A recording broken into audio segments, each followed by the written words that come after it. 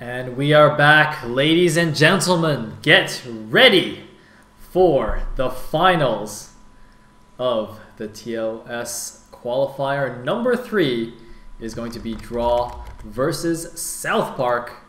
The first map being Jade. Yes, indeed. And whilst Gym Bag is, of course, no opponent to be trifled with, I think we finally have a match for Draw's awesome skill in South Park himself. And so this is a game truly worthy of a final of a qualifier, and it's got to be exciting. I mean, I don't quite know who I prefer to win this, but yeah, I really can't call it. So I'm trying to make some kind of prediction for this, but I really have no idea. Yeah, so by the way, if anyone is not clear on what's at stake here in this match, basically, both of these players have already qualified for the TLS proper. The winner, though, gets to pick his group for the round of 24 group stage. So the round of 24 will have 6 groups of 4. We're going to form 3-man groups first out of all the people who qualified in second place and all the people who qualify on points. And then the winners of each qualifier will get to pick their groups, in the order in which they won. So basically, the player who won the first qualifier gets to pick first, second qualifier picks second, etc. So actually quite a big advantage to actually get first in a qualifier. So you can kind of choose the easy group, if there is one really. I don't think there will be an easy group per se once we get to the round of 24, but perhaps get to pick your better matchups or whatever. I really doubt it. So yeah, I think with that, we shall go into the finals. Yep. Draw versus South Park. Here we go.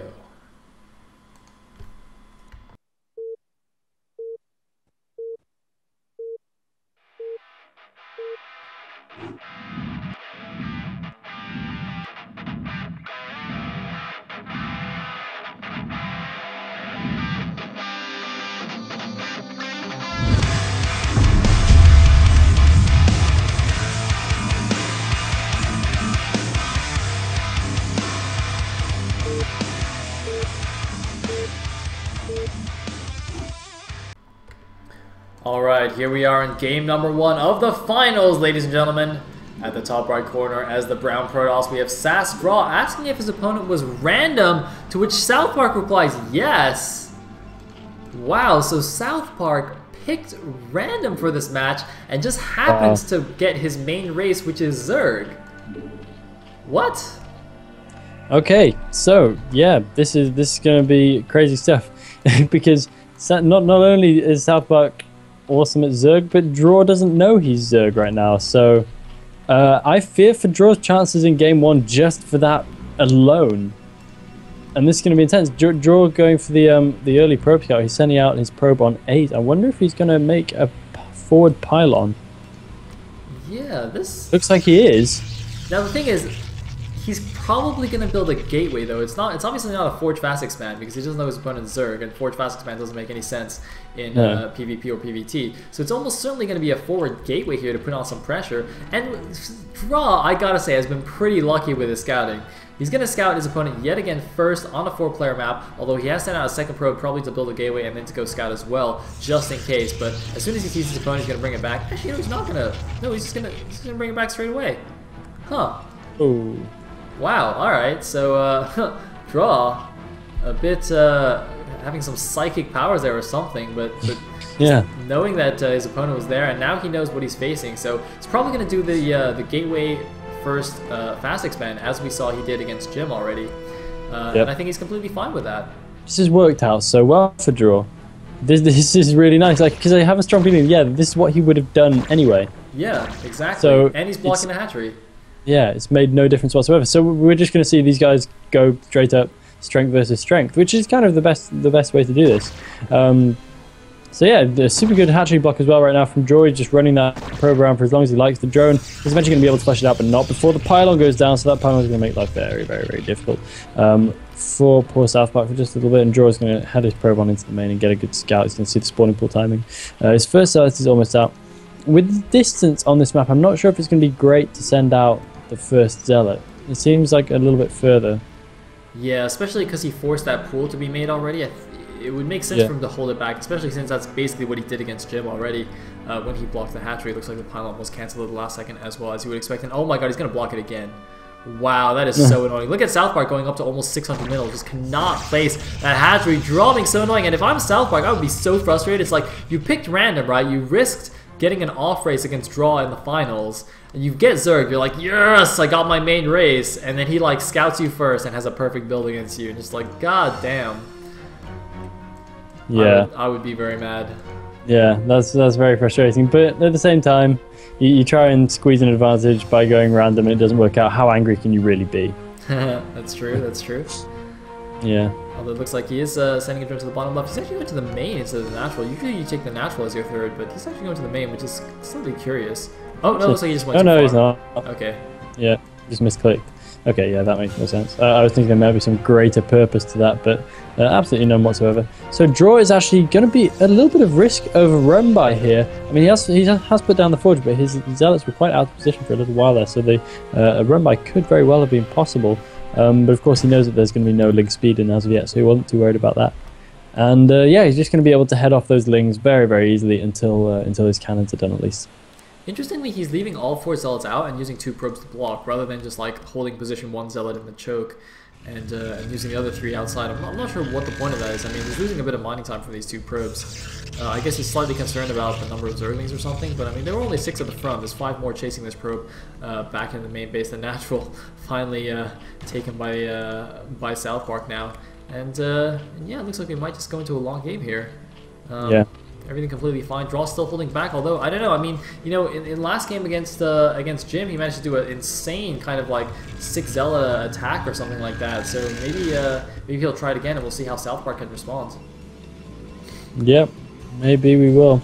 I think the 6 zealot attack is actually going to be really good, because it's such a scary number of zealots. I mean, that can really do some. We've got 5 zealots moving out right now, facing down against, what is that, 10 or so Zerglings, I think. 10, 12, something like that. 11 or 12, yep. Yeah, so that's a serious zealot count, and I think they'd easily be able to dispatch that Ling count without too much trouble. And so they're going to be heading on to the natural. And surprised that there's absolutely no way of SouthPark scouting this yet, because he didn't have an overlord hovering outside Draw's natural, so he has no idea that this has made its way over there until now. He sees it with his overlord, having to pull his drones from his natural back into his main, and this is going to be nasty. Oh man, I think he assumed that the zealots were going to his third base, but instead Draw just went straight to the main. And I think with some good drone pulls, he'll be able to minimize the damage, but of course he's going to lose a lot of mining time here. He's actually going to just stack and fight with the drones there. I don't know if that's the best decision here. He's going to lose a lot more drones than he would otherwise, although, wow, great stacking micro by SouthPark. The zealots aren't even attacking right now. Oh my god. Still losing a few drones, but very well done. That was a huge error right there by Draw. I'm incredibly surprised that he allowed that to happen. He walked his zealots just all the way into the mineral line. The only thing he could have done worse would be to move in between the minerals and the gas, but apart from that, that was a really major error. He had a huge advantage there and just threw it away immediately. And now he's going to be in a very rough position. There's no way he's going to be able to mount a decent mid-game zealot push. That is not going to happen. Having to follow up with a double Stargate here. But that is something that Draw does like to do, this zealot attack into double Stargate +1 Corsairs.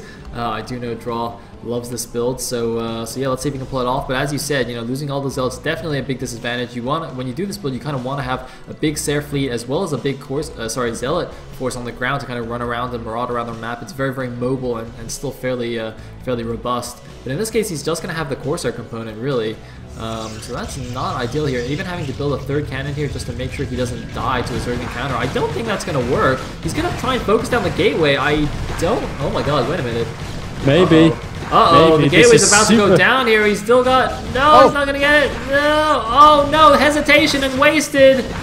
Oh my god, he hesitated, pulled back, and took so many more shots, and that's not going to work at all. So in exchange for all those zealots sacrificed, looks like SouthPark just going to throw away all of those Zerglings as well. Wow. Whoa, that is really bad for SouthPark. And it looks like he's continuing to make Zerglings as well, so he's planning to reinforce this pretty heavily. But now there are 3 cannons up, there's a Zealot to block as well. And this is actually a really good wall-in from Draw. It's a very impressive wall-in.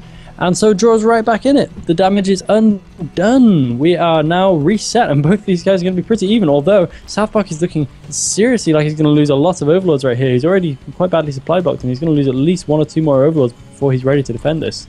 Oh man, that is true. The Spire's not even nearly done. The Evolution Chamber isn't even done. And the Hydrogen's only just started, so 0 anti-air right now. Oh man, I didn't even know how right you were, Elegant. Looks like dropping down to 31 of 19 supply. It's just a matter of whether the Corsairs can find the Overlord. It's not a matter of, whether they can kill them. There is one that's just barely going to be missed by the Corsairs. They're going over to the third base. That Overlord is mincemeat now for those Corsairs. Now the thing is, the only good thing for SouthPark right now is that Draw doesn't have a Templar Archive, so he can't make DTs. Because if he could send in 2 DTs right now to any of the bases with no Overlords, SouthPark would just be crying. Yeah, he would be absolutely done. And there are 2 more Overlords about to morph in that base. Will Draw hang around for long enough? Spider senses from Draw right there. Magnificent. And the Spore Colony is going to hatch in time to do very little to save those Overlords. And so the Corsairs are going to run away, feeling pretty good about themselves. And right now we have SouthPark at 34 of 28, still quite badly supply blocked. And yeah, this is a nasty position to be in, as those Corsairs just come so quickly off double Stargate. I mean, it's really surprising how fast the fleet builds up. Indeed, and they are just taking out Overlords left and right. SouthPark just constantly supply block, can't make anything he needs. He has somehow made 8 Scourge, but that's way too many Corsairs though. And yeah, I don't think the Scourge is going to be able to do too much. Yeah. No, absolutely not. All of them going down before they even make it. I don't know where he even found the time to make those, but now he does have, once again, a little bit of headroom and supply, so he's going to have to make some Scourge while he can. Just desperately try and get some units out. Okay, he's gone for Hydrus this time. That's probably going to be a much better choice. Once again, all his Overlords are going to go down, and this is more than a delay. This could be a potential game ender right here. This is brutal stuff. Yeah, I mean, making Scourge isn't going to do anything because there's so many courses and they all have +1 attack, so they'll just kill any amount of Scourge that you make. So he can really only make Spore Colonies and Hydras, and even then, it's like, if Draw decides to commit, which he has been doing, he can easily just snap off all the Overlords, ignoring a single Spore Colony. So, man, this is so annoying, and I can feel SouthPark's pain. I do like to off-race occasionally, and when this happens to Azir, you're just like, God damn, I just want to make a unit, man. It's like, your money starts building up, you're panicking, you're like, oh God, does this mean I have bad macros? This means I'm a terrible person because my money is high, but I can't actually spend my money. It's just catch-22 right there. Yeah, it's nasty, but, I mean, Draw is just all over this. He keeps getting in there, he keeps killing the Overlords. We have 50 of 53 right now for SouthPark, whereas Draw is on 71 of 90, so the supply difference isn't that marked yet. But we do have 2 DTs about to make their way into SouthPark's main, but there are no Overlords, and why would there be? Because there's no defense for them in the main, so they're all just going to be clustered around the natural and the third base, and this is going to be bad. Classic move from Draw here. Kill all the Overlords, drop 2 DTs in the main. The Zerg, obviously, even though he's defending with Spores, he's focused on the natural here. And this, well, actually, the DTs aren't moving in just yet. And the course is a little bit far away. It's going to distract, I think. I can only imagine. Where's he going? Where's he going? Oh, he's going in now. Alright, and he's going, for the drones. Yeah, here we go. How many will he get before SouthPark notices? Looks like the Hydras actually see the courses in the middle of the map. That might prove enough of a distraction here. Oh man, he's getting every single drone in the main. Oh. GG from SouthPark. Immediately GG's out. Wow. Yeah, that was an impressive game from Draw. After his initial screw up with the Zealots getting right into the middle of the mineral line, he absolutely played that flawlessly. Very well done to him for that. But of course, it is only game 1 of 3. He is not out of the woods yet, so SouthPark's going to have to come back into it in game 2. That is right. And man, I mean, I wonder if SouthPark's going to go random again in game number 2. That's pretty crazy that he just randomly got Zerg and then Draw scouted him first. I feel like, I don't know, someone should go and like count in all the games in TLS so far how many times people have scouted first in 4-player maps. Well, actually they're all 4-player maps, right? But I feel like every time we cast games, the majority of the time they scout correctly. Okay, so yeah, SouthPark, we've been informed, has gone random for the second game as well. Ah, awesome. So we'll go into that game in just a second. Be right Yeah. back.